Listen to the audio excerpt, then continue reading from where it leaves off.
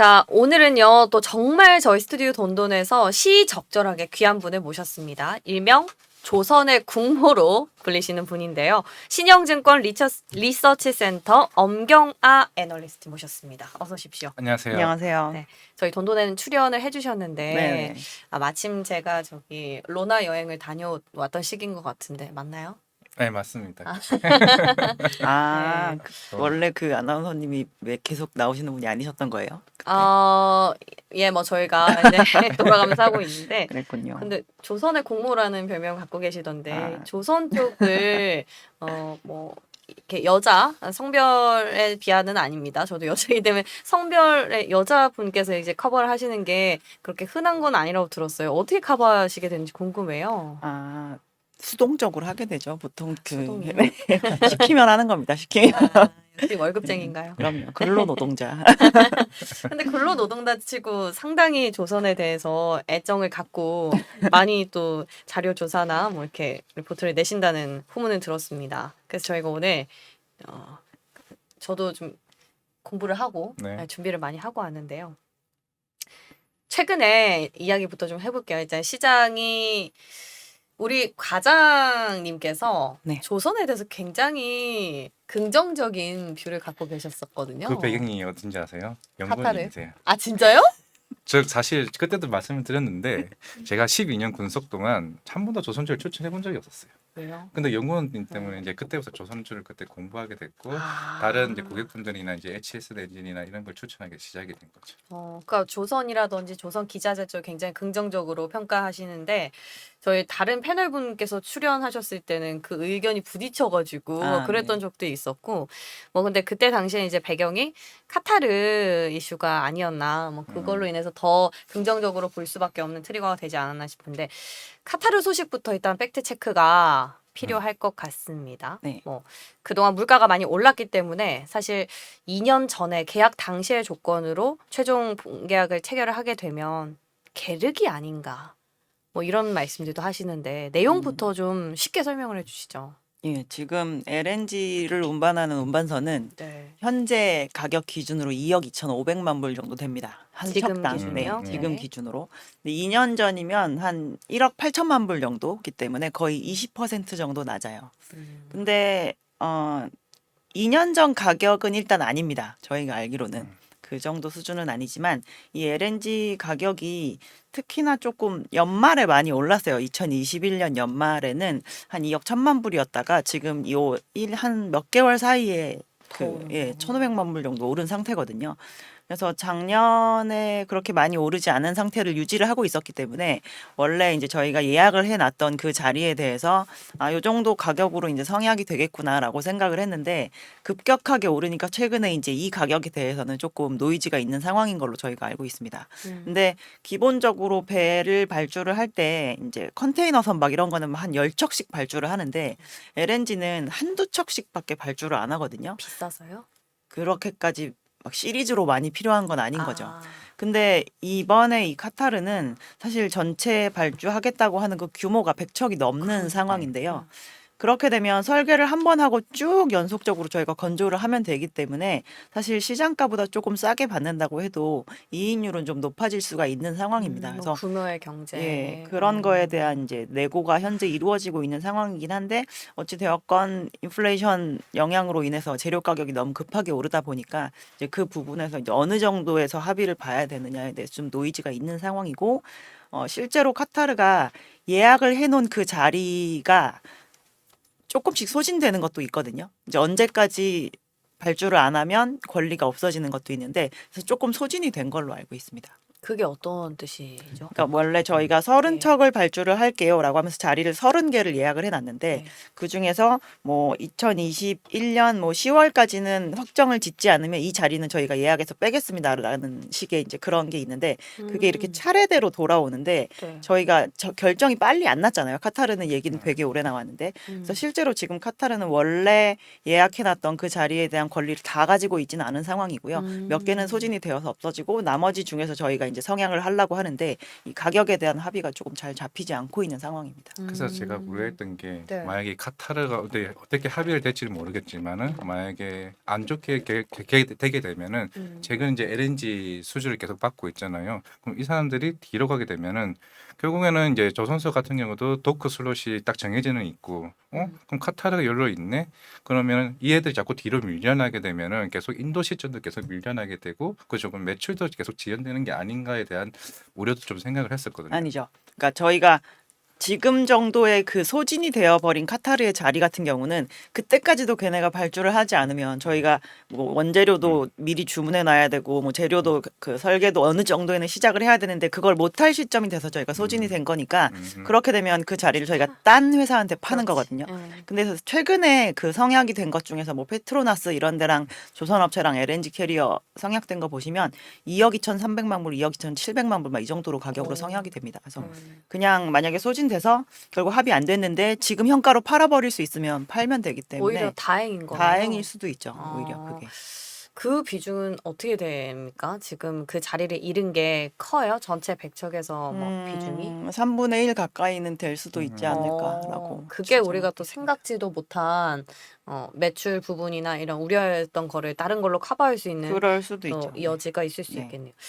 근데 결국에 우리가 생각해 보면 조선이나 이쪽이 좀 접근이 쉽지 않은 게요. 어렵잖아요. 일단 그 매출 그 발주 배를 만들자라고 계약을 체결하는 시점과 배를 만드는 과정 그리고 뭐 인도 뭐 리드 이런 것들이 다 언제 매출로 인식이 되고 이런 것도 좀 어려워요. 그래서 그 부분을 설명을 듣고 나면은 이 카타르도 좀 이해가 쉽지 않을까 싶은데. 제가 이제 오늘 계약을 합니다. 네. 그러면 저랑 계약을 하시죠. 네. 2천억 정도 하시죠. 네. 2,000원. 네, 2천억 하면 네. 그게 지금 당장 만들어지지 않습니다. 제가 선사예요?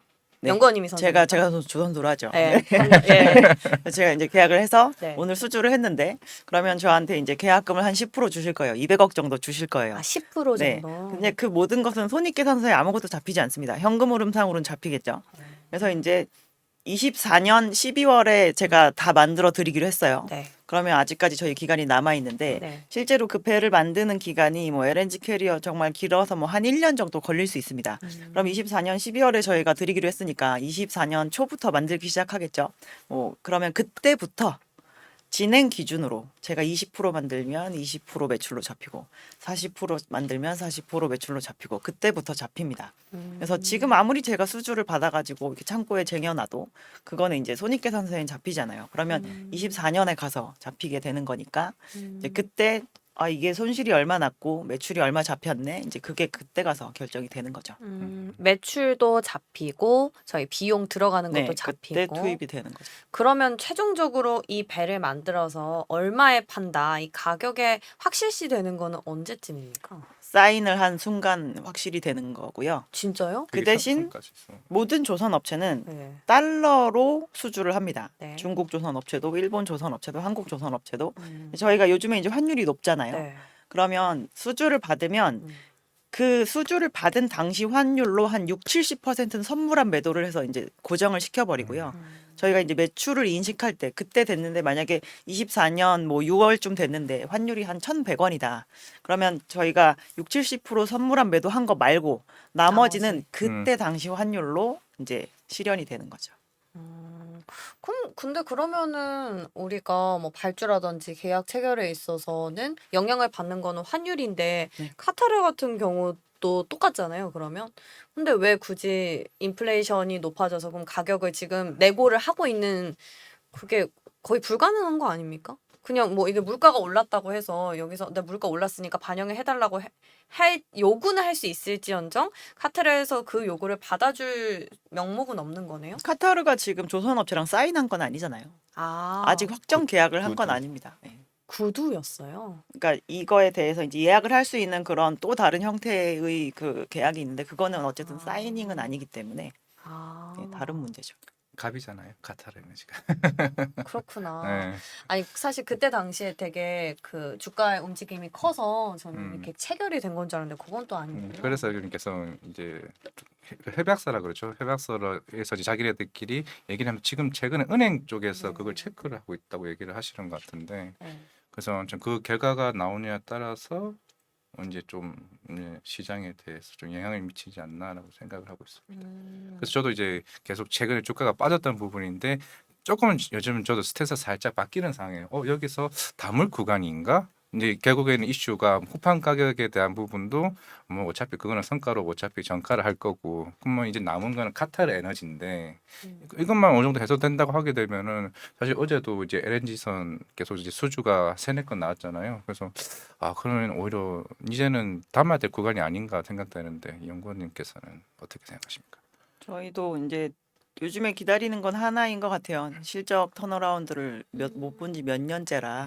그래서 근데 이제 이게 인플레이션 건이 터지니까 저희가 이번에 실적 발표를 하면서 뭐 후판 가격 또는 인건비 상승분에 대해서 이제 이번에 한 번에 뭐 손실을 이제 반영을 했다라고 하면서 생각보다 1분기에 그 뭔가 손실폭이 좀 깊었죠. 그래서 실적이 턴어라운드 되는 거가 지금 이 시점에서 왜냐하면 자본이 매우 얇아져 있는 상태이기 때문에 이제는 이익을 내서 저희가 자본을 채워야 비싸다 막 이런 얘기를 좀 안 할 수가 있는데 이제 그게 좀 중요한 상황이었었는데 어찌 되었건 뭐 올해는 뭐 판관비 정도의 손실을 보다가 연말쯤에는 턴어라운드 할 수 있을 것 같아요라고 했는데 이제 판관비 정도의 손실이 아니라 막 또 수천억의 적자가 나오니까 그거에 대해서 많이 실망하고 계신 상황인 것 같고요. 근데 내년 정도에 건조하는 선박들은 실제로 뭐 작년 하반기 막 이렇게부터 받았기 때문에 그 제품 가격 자체가 일단 좀 많이 올라갑니다. 그래서 저희가 턴어라운드 되는 시점이 이제 4분기냐 내년 1분기냐 네. 이런 걸로 그때 당시는 되게 민감할 수 있겠지만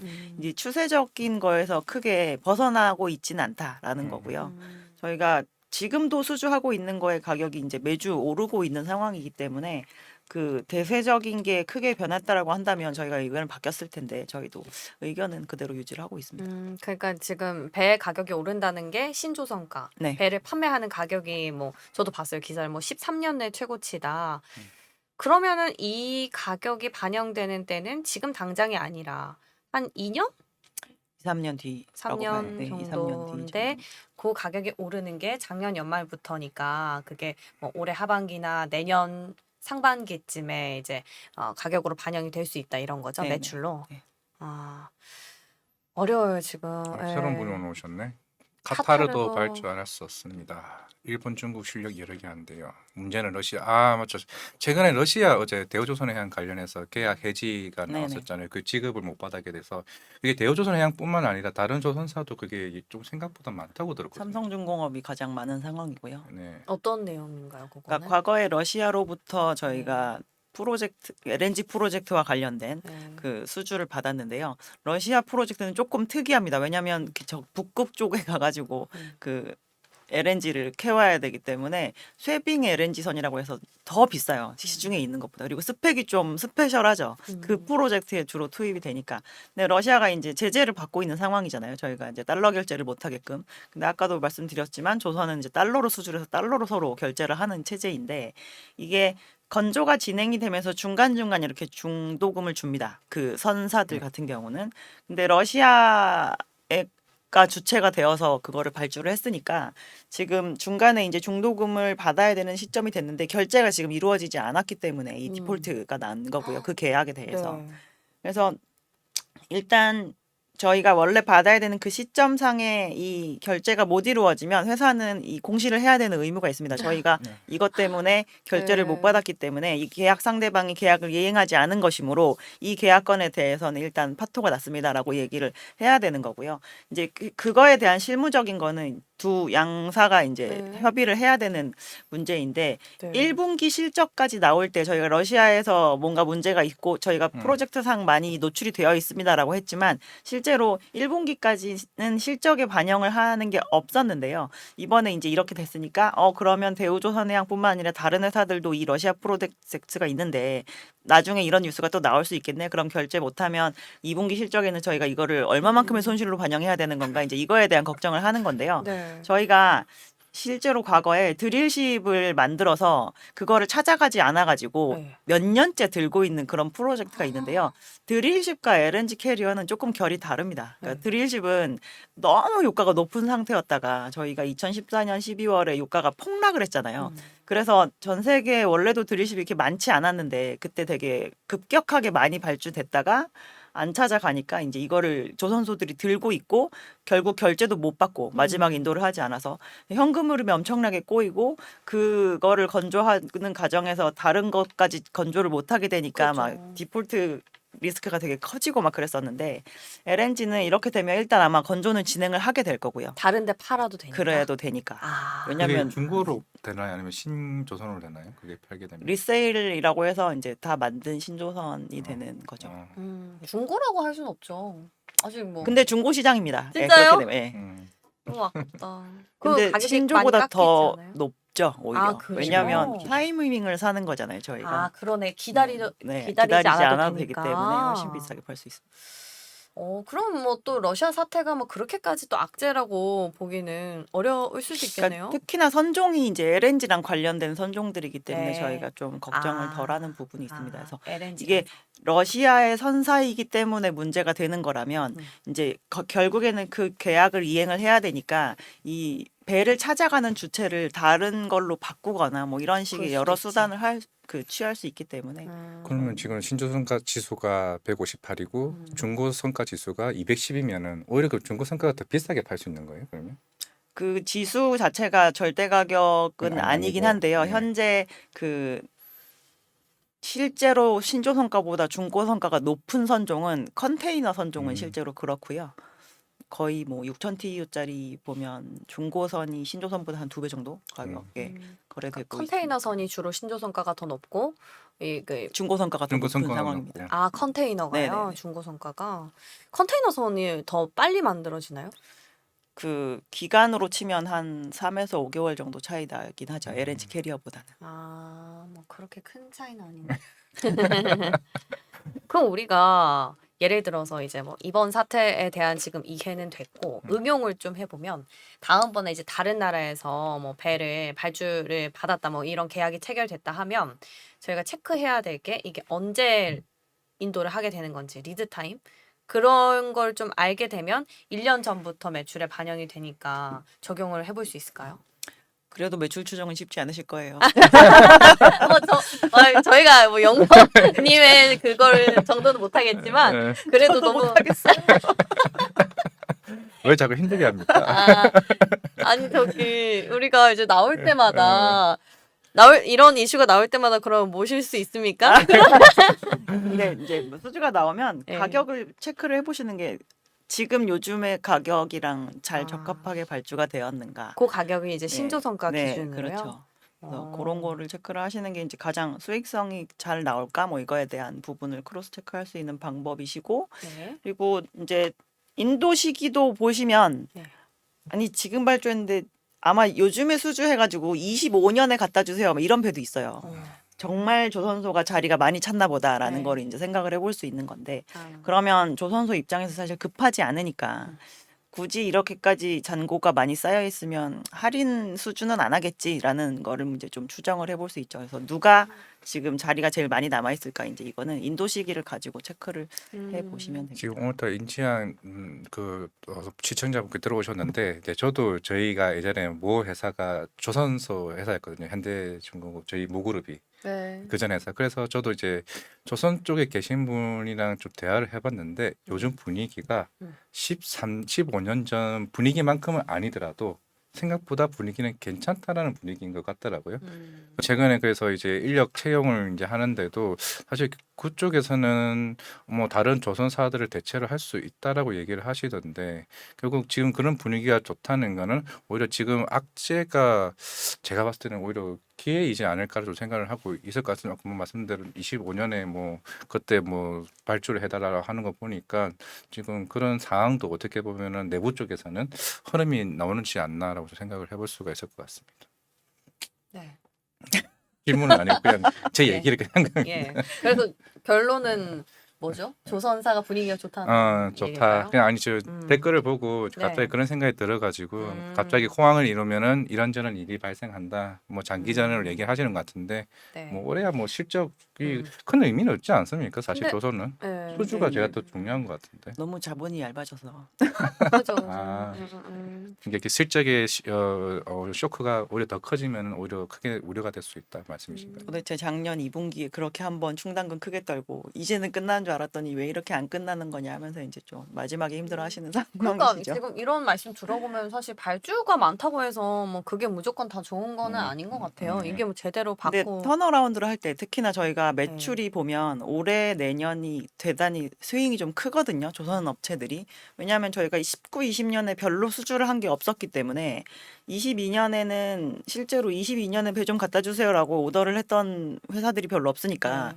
매출이 좀 낮아요. 올해 그렇게 높지 않습니다. 작년이 매출이 매우 낮았고 아, 올해 조금 올라온 다음에 내년에 이렇게 많이 올라가거든요. 보통 1, 2년 텀으로 보는 건가요? 2년 그러니까 발주할 수주가 1년치가 1년에 다 안 들어오면 한 2년 정도 갭을 두고 아. 보시면 되는데 네. 그래서 내년에 그럼 많이 배를 만들려면 운전 자금은 많이 들어가잖아요. 재료도 그죠. 사와야 되고 인건비도 더 지불해야 되고 그래서 근데 돈이 근데 없구나. 올해 매출이 적지 않습니까? 네. 그래서 올해는 들어오는 돈은 적고 음, 들어가야 나가는 되는 건. 돈은 많은 시기인데 이럴 때 이제 조금이라도 적자가 나면 이제 이 자금에 대한 걱정을 자꾸 많이 하게 되는 거죠. 저희가 턴어라운드 할 건 맞는데 요럴 때 저희가 이렇게 현금 흐름이 끊기면 안 되잖아요. 그죠. 그래서 그거에 대해서 걱정들을 많이 하시는 것 같아요. 결국엔 증자 이슈겠네요. 그래도 배값이 뭐 저도 신조선가 그 그래프 같은 거가 혹시 뭐 볼 수 있을까요? 뭐 못 봤는데 뭐 우상향 한다면 부담이 좀 줄어들지 저도 않을까 틀수 싶은 있어요. 생각도 있는데 어떻게 되고 있습니까? 제가 띄워놓긴 했어요. 네. 제가 됐겠다고 네네. 하네요. 네. 지금 예, 이거 초록색 선이 신조선가인데요. 네. 저렇게 보면 별로 그렇게 많이 올라간 것처럼 보이지 않으시겠지만 네. 과거에 2007년일 때가 저희가 가장 높았었는데 그때 190포인트까지 올랐었는데요. 지금보다 높네요. 이게 120포인트 대 초반까지 내려왔다가 네. 맞아요. 지금 150. 보시면 사실 21년 돼서 이렇게 우상향이지 그 전까지는 계속 이렇게 직선으로 기고 있는 상황이잖아요. 그래서 이게 이제 150을 넘고 올라온 상태이고 과거에 그 190포인트까지 올라갔을 때는 한국이 조선 업체들이 외환 시장에서 제일 큰 손이었어가지고 선물한 매도를 너무 많이 해가지고 그 환율이 대단히 안 좋았습니다. 그러니까 낮았습니다. 조선 업체 입장에서는 이제 원화가 워낙 강세여서 1,000원을 하회했었거든요. 그때 환율은. 네. 그래서 원화 기준 성과로 보면 사실 지금이 오히려 더 높은 낮지. 상황이긴 합니다. 근데 이 뭐 조선가를 올리고 내리고 하는 것들은 여러 가지 요인들이 있겠지만 그게 큰가요? 뭐 수요라든지 전방 산업에 해당하는 해운사들이 돈 많이 벌면 아, 당연히 해운사들. 이제 네. 그리고 물가도 좀 반영이 되는 겁니까? 왜냐하면 재료 가격이 변동성으로 들어가기 때문에 음. 당연히 철판 가격 이런 네. 것들. 그래서 저희가 재료 가격이 너무 높아졌으니까 이 정도로 제품 가격을 높여야 되겠습니다라고 얘기하는 게 이제 통하기 때문에 네. 인플레이션도 중요하고요. 이거 뭔가 알 듯 말 듯해. 한 번 더 모셔야 될 것 같아요. 일단 질문이 하나 왔는데 네. 중고선은 누가 팝니까, 연구원님? 해운사들이 팔기도 하고요. 예. 실제로 선박 시장에는 배를 굴리는 해운사도 있지만 네. 단순히 소유권만 갖는 그런 자산 플레이를 하시는 와. 십 오너들도 있습니다. 십 그리스 오너. 선박들 아, 그런 분들은 예. 그래서 그런 분들이 이제 누군가에게 배를 빌려줘서 굴리게 하다가 그냥 자산 가격 자체가 많이 올랐으니까 이익을 실현해야겠다라고 해서 이제 팔기도 하고 그래서 시장 그 배 시장은 중고 그 시장이 엄청 크게 발달이 되어 있고요. 그게 조선사가 이익을 얻는 건 아니네요. 그러면 그렇죠. 그거는 그럼 오너가 그냥 이익을 얻는 거네. 해운사 예, 같은. 예, 그 예를 들어 시계도 요즘에 그렇게 많이 하잖아요. 자기가 리셀러. 이제, 예, 리셀러 같은 네. 그런 느낌으로 보면 될 것 같네. 그래서 예. 에셋 플레이를 하시는 분들이 이제 이 조선의 도크가 많이 모자랄 때는 발주를 해서 건조되고 있는 중간에 다른 곳에 팔기도 합니다. 차익을 먹는 거죠. 그 사이에. 야, 그 정도 하려면 이제 시드가 많아야겠는데. 그거 한번 아시는 분은 없으시죠? 예, 그또 해운 얘기까지 나와가지고 제가 해운주 관련해서도 좀 궁금한 게 관심 많으신 있었거든요. 것 네. 같더라고요. 최근에 이제 BDI 지수, 그러니까 크게 보면은 저도 잘 모르지만 뭐 벌크선이랑 이제 그 컨테이너선 컨테이너선. 운임이 이제 비교가 되고 있는데 네. 최근에 해운 운임이 많이 올랐다 해서 봤더니 BDI만 오르고 상해 지수는 안 올랐더라고요. 뭐 네. 거의 횡보를 하고 있는 수준인데 국내 주가 흐름 보면은 HMM도 오르고 페노션도 오릅니다.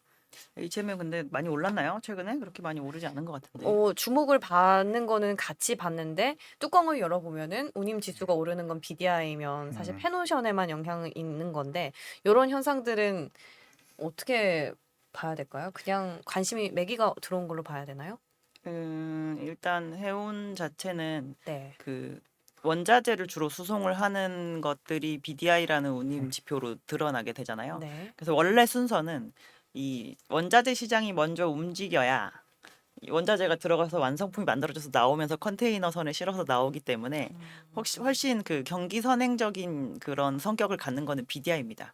그래서 벌크선. 예, 네. 그래서 특히나 해운은 저희가 경기 민감주라고 많이 얘기를 하잖아요. 네. 그래서 사실 BDI가 움직이는 걸로 인해서 지금 이게 움직이는 걸 보니 나중에 이쪽도 좋아지지 않을까라는 기대감을 가질 수 있기 때문에 이야. 가장 민감도가 높은 그런 네. 운임이라고 보시면 될 것 같고요. 주가 자체는 지금 연초 대비해서 상승률이 제가 알기로는 페노션이 코스피 200 내에서 탑3 안에 드는 걸로 알고 있는데 HMM은 그 정도의 퍼포먼스는 지금 내지 못하고 있는 것 같습니다. 그러니까 일단 그 뭐 원자재는 지금 거의 뭐 에그플레이션 얘기까지 나올 정도로 되게 네. 자극을 받고 있는 상황에서 중국이 일단 봉쇄가 돼 있으니까 아무래도 컨테이너선에는 좀 치명적인 게 아닐까 싶은데요. 근데 중국 봉쇄도 사실 벌크에도 영향을 주는 게 중국은 전 세계에서 철광석을 제일 많이 갖다 쓰는 나라예요. 갖다 예, 쓰는. 1년에 철광석이 한 15억 톤 정도 거래가 되는데요. 해상으로. 그 중에서 10억 톤을 중국이 수입해서 씁니다. 그래서 중국이 뭔가 저희 철광석 수입 이제 더 이상 안 할 거야 이러면 시장이 아마 엄청 깨질 거예요. 그래서 지금도 상하이를 봉쇄해 놨으니까 저희가 철광석을 막 실어 가가지고 열심히 내려서 또 갖다 이렇게 쓰게 차곡차곡 쌓아놔야 되는데 그게 별로 이루어지지 않고 있는 상황이라 사실 봉쇄 자체는 해운업의 그 정상적인 운송을 조금 덜 하게 만드는 그런 요인이긴 한데요. 어차피 다 공통적으로 그런 상태라서 지금은 나중에 봉쇄가 뭐 계속 가진 않고 언젠간 풀릴 거니까 그러면 짐 실는 데 가서 기다려야 되겠다라고 하면서 이제 기다리고 있는 상황이거든요. 근데 예. 이게 만약에 저희가 코로나 때도 경험했고 뭐 수에즈 운하 때도 경험을 했지만 그런 식으로 있다 한 번에 이게 탁 풀리면 그때 가가지고 막 몰려가니까 그러면 또 그 물류 대란이 나고 운임이 또 오르고 자꾸 이렇게 더 돈을 얹어야지 막 운송을 할 수 있고 이런 상황이 되거든요. 네. 그래서 지금 뭔가 이렇게 운임이 움직이고 뭐 봉쇄 때문에 좀 쉬고 있고 이런 거는 사실 나중에 풀리고 나서의 그런 개선점을 생각하면 운송업체들 입장에서는 크게 걱정할 일은 별로 없고요. 이번에 이 와중에도 어쨌든 실적들이 다 또 잘 나와서 네. 네. 실적 서프라이즈고 현금은 항상 많고 뭐 어. 이런 상황이라 좀 여유가 있는 상황이죠. 그럼 오히려 조선 쪽보다는 해운 쪽에 더 관심을 갖고 보는 게 맞겠네요. 팩트로 해운 보면. 업체들이 추세적으로 이렇게 계속 돈을 많이 버는 게 궁극적으로 조선 업체한테 발주를 주는 그 흐름도 안 끊길 수 있기 때문에 같은 흐름으로 봐야 되는 게 맞는 것 같습니다. 호흡이 좀 길고 짧아서의 문제. 결국에는 그러면 운송이 먼저 선행을 하고 어떻게 조선이 후행으로 좀 본다라고 생각. 그렇게 돼야 되는 게 맞습니다. 그리고 해운 안에서도 BDI가 먼저 선행 지표격으로 움직이고 나면 와 그럼 국내 투자자분들 굉장히 현명하시네요. 지금 BDI 보고 나중에 와 컨테이너선도 갈 거니까 같이 미리 HMM까지 담아주자. 야, 한 배우고 그러면 갑니다. 이게 SCFI 지수 같은 경우는 상하이 이건데 이게 결국에는 중국 코로나 봉쇄 완화가 된다고 하면 이쪽도 올라가는 경향인가요? 사실 너무 많이 올라서 SCFI가 아. 이미요? 연중으로 그러니까 지금 해운업체 영업이익률이 65%가 나와요. 와. 그래서 이게 작년에 시작할 때 SCFI가 원래 2,000대로 시작을 했거든요. 근데 2,000대도 되게 많이 오른 편입니다. 처음에 이 지수가 개발이 돼서 발표를 시작했을 때가 이니셜 포인트가 1,000이에요. 근데 이제 그게 2,000대에서 시작을 했다가 올해 1월 7일에 5,100대 맞아요. 아마 찍고 내려와서 지금 4,000대인데 두 배네요. 그래도. 지금도 엄청나게 아. 높은 수준이거든요. 절대적으로. 그래서 저희가 봉쇄나 뭐 적체 현상 막 이런 것 때문에 엄청 높았으니까 올해는 정상적으로 회귀하면서 점점 내려가겠지만 그래도 해운사들은 높은 이익을 얻겠지였었는데 저희가 운임을 보고 보통 해운주를 투자를 하기 때문에 아 그럼 운임이 이제 피크니까 별로 볼 그치. 게 없겠네라고 하면서 이제 오랫동안 조정을 음. 받은 거긴 하거든요. 근데 정상으로 네, 회귀를 상하이 하는 공세 거다. 때문에 지금 보면은 음. 주간 단위로 막 100포인트씩 떨어지다가 지난주에 16포인트밖에 안 떨어졌습니다. 그래서 이게 벌써 하락폭을 이렇게 줄이는 걸 보니 5월 내로도 오히려 반등할 수도 있지 않을까라고 생각을 하고 있는 상황이죠. 그러니까 우리가 이런 건 좀 상대적이잖아요. 네. 그냥 딱 봤을 때 떨어졌네 이게 아니라 지금 원래로 회귀를 하는데도 그 안에서 이제 반등을 좀 시도를 하는 구간이면은 이게 떨어진 게 떨어졌다고 보기는 좀 어려울 것 같네요. 그래서 음. 그동안 오른 추세가 워낙 컸었으니까. 네, 그게 이니셜이 음. 1000포인트인데 지금도 굉장히 맨 높네요. 처음에 숫자를 잘못 얘기했었는데 지금 4천인데 생각했거든요. 예, 저도 결국에는 그래서- 이제 올랐다라고 음. 말씀하셨는데 네. 그래서 저는 이제 그 중에서 사실 현대 글로비스를 좀 관심을 계속 가지고 있었거든요. 사실 이거 같은 경우는 중고차 그거 이슈도 있었고 네. 뭐 결국은 뭐 내년에 5월에 뭐 하긴 하겠죠. 그러니까 그러면은 뭐 페노션이나 HMM보다는 오히려 제가 봤을 때는 새로운 이슈가 있는 글로비스가 더 낫지 않나요? 제가 봤을 때. 글로비스가 이번에 실적 나올 때 보시면 해운 부문 마진이 2배가 됐어요. 아. 지난 분기 대비. 근데 글로비스는 이제 자동차 운반선을 하잖아요. 근데 이 자동차 운반선 시장이 엄청 폐쇄적이거든요. 근데 2016년 이후로 자동차 운반선이 계속 줄고 있습니다. 왜요? 투자를 너무 안 해가지고. 근데 생각해 보시면 해상으로 움직이는 그 자동차가 뭐 계속 그 필요로 하는 수요지에 공장 짓고 하니까 더 늘 수 있겠나라는 생각을 할 그러네요. 수가 있잖아요. 한정적으로 배가 적은 게 맞긴 한데 2016년 이후에 1년에 10척을 투자를 안 해가지고 800척을 찍고 지금 거의 한 750척 정도로 줄어 있는 상황이거든요. 그만큼 수주가 없다. 그래서 네. 저희가 오랫동안 이렇게 투자를 안 해놓으면 어느 순간 탁 쇼티지가 나는데 그게 자동차 운반선 시장에 너무 심하게 와가지고 작년 4분기부터 자동차 운반선 운임이 이렇게 급등을 한 상황입니다. 그래서 근데 이게 저희가 뭐 포드 뭐 이런 혼다 이런 데랑 이제 자동차 운반선 계약을 한 1년 단위로 이제 갱신을 할 텐데 그래서 올해 아마 계약 갱신을 하면서 그 마진이 되게 많이 올라가 있는 상황인데 앞으로도 들어올 자동차 운반선이 별로 없는 상황인지라 이게 내년이 된들 해소가 될 조짐이 없는 상태인데 글로비스가 그 사업을 하고 있는 거잖아요. 그래서 작년에 그렇게 해운사들 이익 많이 나는데 도대체 글로비스 뭐 하고 있는 거냐고 다들 그랬었거든요. 해운 마진이 6%밖에 안 됐었어가지고 근데 이제 그게 갱신이 되면서 이제 후행적으로 오니까 지금 10%대 마진인데 그게 내년에도 이어질 수 있지 않을까라고 봐서 뭐 근데 오히려 말씀하신 것처럼 자동차를 이제는 막 수출하는 개념이 아니라 네. 자국에 이제 공장을 많이 세우잖아요. 그러면은 배가 귀하긴 하지만 거기 정도로 맞춰서 그냥 운반을 할 수 있지 않을까 차를 굳이 네, 더 만들어야 너무 될까요? 오랫동안 투자를 안 해서 사실 이제는 내년부터는 사이클이, 예. 탄소 배출 규제가 생기는데 네네. 이 선박 시장에 그런 거에서 특히나 이렇게 전기선처럼 그 라이너라고 해서 저희가 이렇게 정기적으로 운영하는 컨테이너 선박이나 자동차 운반선 같은 경우는 전기선의 개념이거든요. 그래서 타임을 잘 지켜야 되는 성격이기 때문에 일단 스피드가 좀 높습니다. 다른 선형들 대비해서 기름을 많이 쓰기 때문에 탄소를 많이 배출을 한다는 거죠. 그래서 그런 조금 기술적으로 많이 투자를 해놨어야 되는 건데 그 투자가 너무 안 돼 있어서 내년부터 오히려 이렇게 원활하게 돌아다닐 수 있는 자동차 운반 선수가 더 줄지 않을까 싶은 상황이거든요. 아. 네. 오, 좋네요. 글로비스 좋은 것 같아요. 제가 봐도 좋겠네요. 기가 너무 많아. 해운을 봐야 되나 막 이러면서. 글로비스는 해운주는 아닌 것 같습니다. 그냥 일반 운송 관련주로 좀 네. 관심을 가질 필요가 있을 것 와, 같습니다. 이렇게 얘기 듣다 보니까 지금 시간이 벌써 40분인데 또 커버하시는 게 바운드리가 넓어요. 항공도 봐야겠습니다, 연구원님. 자, 해군, 공군. 아 그러네. 육해공. 육해공이네요. 예. 항공 운임도 보면은 올라가서 좋긴 한데 사실 항공도 고려해야 될 부분이 많지 않습니까? 유가도 있고 여객 수요도 있고 환율도 있고. 환율도 있고. 근데 객관적으로 뭐 여객 수요를 따져봤을 때 코로나가 지금 많이 완화되긴 했지만 직접적으로 우리가 아직 갈 수 있는 국가는 많이 없는 것 같아서 여객 수요로 어떤 실적 부분에 있어서 반등을 이루기에는 조금 어렵지 않나 이렇게 생각이 들거든요. 항공도 저희가 봤을 땐 가격으로 실적이 많이 올라가게 될 것 같고요. 네. 이제 일주일에 우리나라 사람들이 코로나 이전에 몇 명이나 해외를 왔다 갔다 했을 것 같으세요? 이전에? 일주일, 예. 코로나 전에 일주일 기준으로. 일주일에. 어떠세요? 갑자기 사람 수치를 얘기하니까 갑자기 생각이 안 한 나네. 150만 명 정도 왔다 갔다 하시거든요. 근데 150만. 코로나 때 예. 3만 명까지 줄었다가 음. 이제 3월 21일 이후에 저희가 입국자 격리가 풀렸잖아요.